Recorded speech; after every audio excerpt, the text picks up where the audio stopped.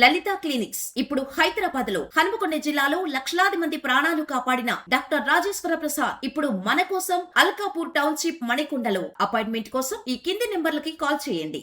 విశ్వవిఖ్యాత నట సార్వభౌమ నందమూరి తారక రామారావును స్టార్ చేసిన సినిమా పాతాళ భైరవి. మార్చి 15కు సినిమా విడుదలై 75 ఏళ్లు.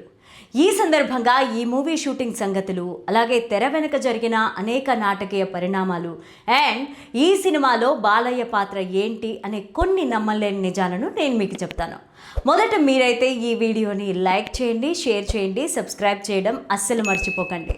ఇక హెడ్లైన్స్ చూస్తే, తోటరాముడిగా మారిన అల్లావుద్దీన్. అక్కినేని నుంచి ఎన్టీఆర్కు చేరిన తోటరాముడు పాతాళ భైరవి కలర్లోకి ఎందుకు మార్చలేదంటే, పాతాళ భైరవి ఎందుకింత హిట్ అయిందంటే, సామాన్యుణ్ణి కథానాయకుడిగా మార్చిన సినిమా. ఇక స్టోరీలోకి వెళ్తే, విశ్వవిఖ్యాత నట సార్వభౌమ నందమూరి తారక రామారావును రాత్రికి రాత్రే సూపర్ స్టార్ చేసిన పాతాళ భైరవి సినిమా రిలీజ్ అయి 75 ఏళ్లు పూర్తయింది. మార్చి 15, 1951న రిలీజ్ అయిన ఈ సినిమా టాలీవుడ్ చరిత్రలోనే టాప్ 5 క్లాసిక్స్లో ఇప్పటికీ నిలిచిపోయింది. స్క్రీన్ ప్లే, నటన, మ్యూజిక్, లైటింగ్, కెమెరా టిక్స్, డైలాగ్స్, దర్శకత్వ ప్రతిభ పరంగా ఈ మూవీ ఒక బెంచ్ మార్కును సెట్ చేసింది. హీరోయిజాన్ని ఒక కొత్తగా ప్రజెంట్ చేసిన పాతాళ భైరవి కథ రచనకు కొత్త పాఠాలు నేర్పించింది. పాతాళ భైరవి కథ నిజానికి కొత్తగా పుట్టిన స్టోరీ ఏం కాదు.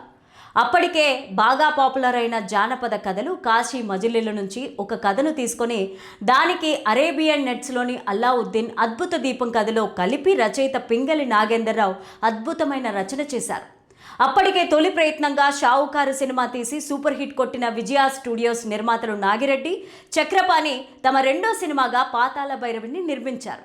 డైరెక్టర్గా భక్తపోతన, యోగి వేమన, గుణసుందరి కథల వంటి 3 సూపర్ హిట్స్ తీసిన కేవీ రెడ్డిని పాతాళ భైరవికి డైరెక్టర్గా పెట్టుకోవడంతో ఆయన కమలాకర కామేశ్వరరావు కలిసి తమకు తగ్గట్టుగా స్క్రీన్ ప్లేని రాసుకున్నారు.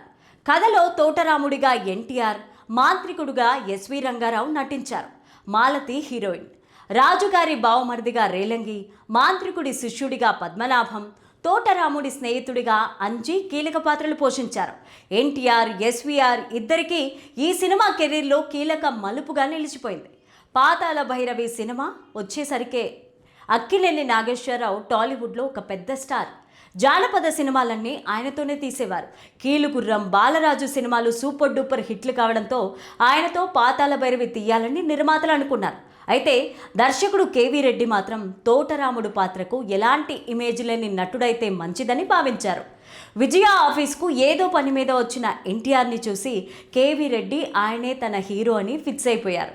అలాగే ముందుగా విలన్ పాత్రకు సీనియర్ నటులు ముక్కాములాను అనుకున్నా హీరో పాత్ర ఏఎన్ఆర్ నుంచి ఎన్టీఆర్కి వెళ్ళిపోవడంతో విలన్ కూడా పెద్ద ఇమేజ్ లేని నటుడైతే బాగుంటుందని భావించి అప్పటికే చిన్న చిన్న పాత్రలు చేస్తున్న ఎస్వి రంగారావుని మాంత్రికుడిగా ఎంచుకున్నారు. తెలుగు, తమిళ భాషల్లో ఒకటేసారి పాతాళ భైరవి సినిమాను తీశారు. తెలుగు వర్షన్ మార్చి 15, 1951న విడుదలైతే తమిళ్ వర్షన్ 2 నెలల తర్వాత అంటే మే 17, 1951లో రిలీజ్ అయింది. 2 భాషల్లోనూ ఈ సినిమా పెద్ద బ్లాక్ బస్టర్ అయింది. తెలుగులో 175 రోజులు, డైరెక్ట్గా 200 రోజులు ఆడిన ఫస్ట్ మూవీ ఇదే.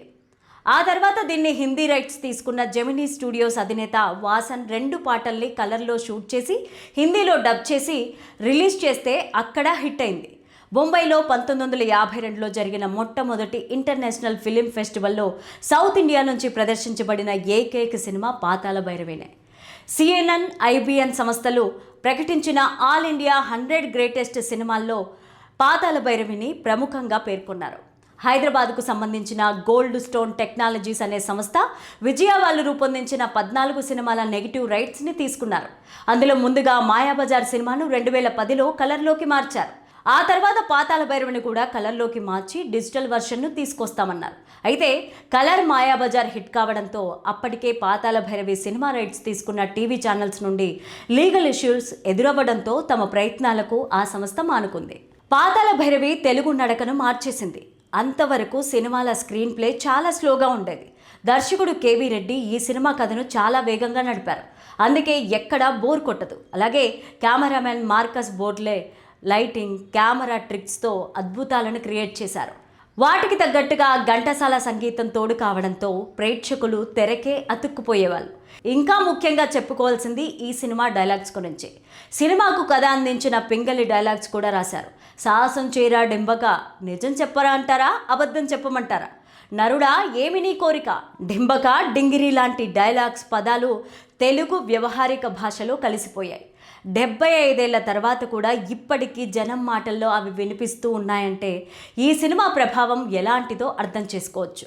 పాతాళ భైరవి రిలీజ్కి ముందు తెలుగులో వచ్చిన సూపర్ హిట్లు ప్రధానంగా భక్తి సినిమాలు. భక్తపోతన, త్యాగయ్య లాంటి భక్తి కరుణరస ప్రధాన సినిమాలు, లేదా అక్కినేని నటించిన బాలరాజు, కీలుగుర్రం లాంటి సినిమాల్లో శాపం వల్ల మానవుడిగా పుట్టిన యక్షుడు, రాజకుమారుడు హీరోలుగా ఉండేవాళ్ళు.